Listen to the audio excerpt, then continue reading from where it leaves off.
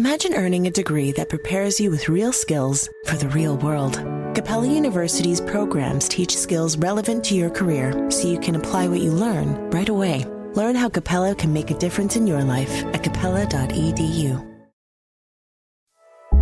You're listening to a Mint podcast brought to you by HT Smartcast.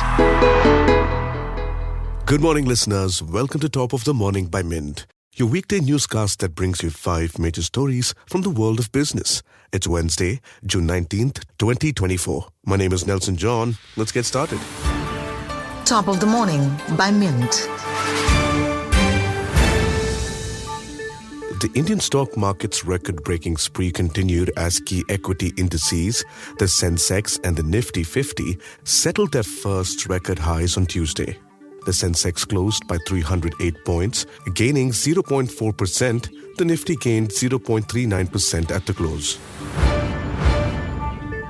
A severe heat wave has been lashing parts of North and East India for weeks now. Daytime temperatures have perpetually been above 45 degrees, affecting Indians' daily lives. The recently concluded general elections was notably impacted by the heat, with voters in 19 states enduring dangerous heat stress during the polls. A recent analysis by the Respirer Living Sciences highlighted that during the last 3 phases of the election, over 70% of the constituencies experienced significant heat stress. The long-term effects of these rising temperatures are evident. Even areas traditionally unaffected by severe heat, like Jammu and Kashmir, Himachal Pradesh and Uttarakhand, recorded multiple heat wave days this year. This year alone, heat-related illnesses have been deadly, and discrepancies in government-reported data on heatwave-related deaths have raised concerns. As the country continues to face record-breaking temperatures, the electricity demand has surged, hitting a 5-year high in June. Mint's Manjul Paul explains through charts how the harsh effects of heat wave have deepened the misery of millions of Indians. Click on the links in the show notes to read the stories featured in today's podcast.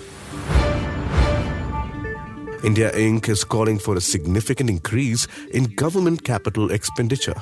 Confederation of Indian Industry, CII President Sanjeev Puri, argues for a 25% rise from the 11.11 trillion rupees set in 2024-25 interim budget for 2024-25.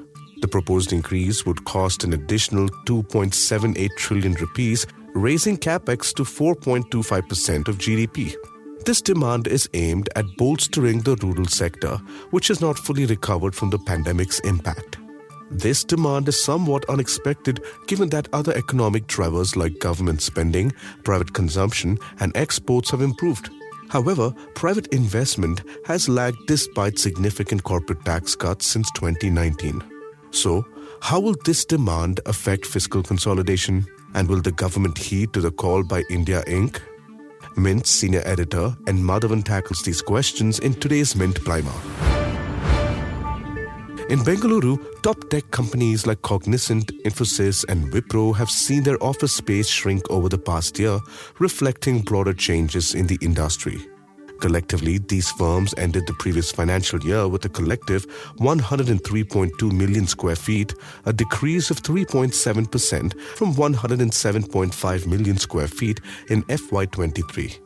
This downsizing has helped bolster profitability and concerns about the future role of these companies as major employers and leasers of extensive office areas. The contraction in the physical presence of these companies occurs against a backdrop of sluggish growth in the $254 billion Indian IT services sector. Mint's IT correspondent Varun Sood reports. The industry reported its weakest ever dollar revenue growth of 3.8% in the fiscal year 2024. This year, the NEET results stirred significant controversy, revealing a major issue in the exam's handling. On the day the results were released, Alak Pandey of Physics Wala was engrossed in tallying NEET scores, noticing alarming discrepancies. Saurabh Pant of Sri Gosalite Medical Academy and concerned parents expressed shock at the unusually high scores.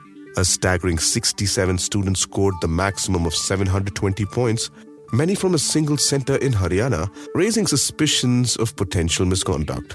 This anomaly led to widespread concerns among students and parents, with many taking to social media and planning legal action to address the perceived injustice.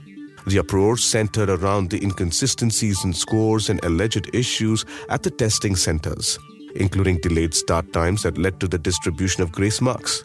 The situation escalated as more individuals demanded a re-examination and a thorough investigation into the handling of NEET, emphasizing the need for transparency and fairness in the examination process. Mint's career correspondent Devina Sen-Gupta, along with legal reporter Krishna Yadav, takes a look at the key figures driving the widespread protests against the alleged discrepancies and injustices surrounding the NEET examinations. Retail investor activity on the National Stock Exchange saw a significant uptick on the day of the Lok Sabha election results. This surge in buying brought their total investments for the first 2.5 months of this fiscal year close to the totals for each of the previous 2 fiscal years. Mint's market correspondent Ram Sagal and Sneha Shah report that this change suggests a shift in investment behavior. On June 4th, as the BJP failed to secure a clear majority, causing the Nifty to drop by 8.5%, retail investors bought shares worth more than 21,000 crore rupees. This large purchase accounted for almost half of their total investments of 46,383 crore rupees up to June 14th. In contrast, foreign institutional investors, FIIs, and mutual funds combined sold off shares worth almost 19,000 crore rupees. We'd love to hear your feedback on this podcast. Let us know by writing to us at feedback@lifemint.com. You may send us feedback, tips, or anything that you feel we should be covering from your vantage point in the world of business and finance. That's all for today. Thank you for listening. We're eagerly looking forward to our next Top of the Morning episode, which will be packed with fresh business news. Until then, have a great day. Top of the Morning by Mint. Earning your degree online doesn't mean you have to go about it alone. At Capella University, we're here to support you when you're ready. From enrollment counselors who get to know you and your goals, to academic coaches who can help you form a plan to stay on track. We care about your success and are dedicated to helping you pursue your goals. Going back to school is a big step, but having support at every step of your academic journey can make a big difference. Imagine your future differently at capella.edu.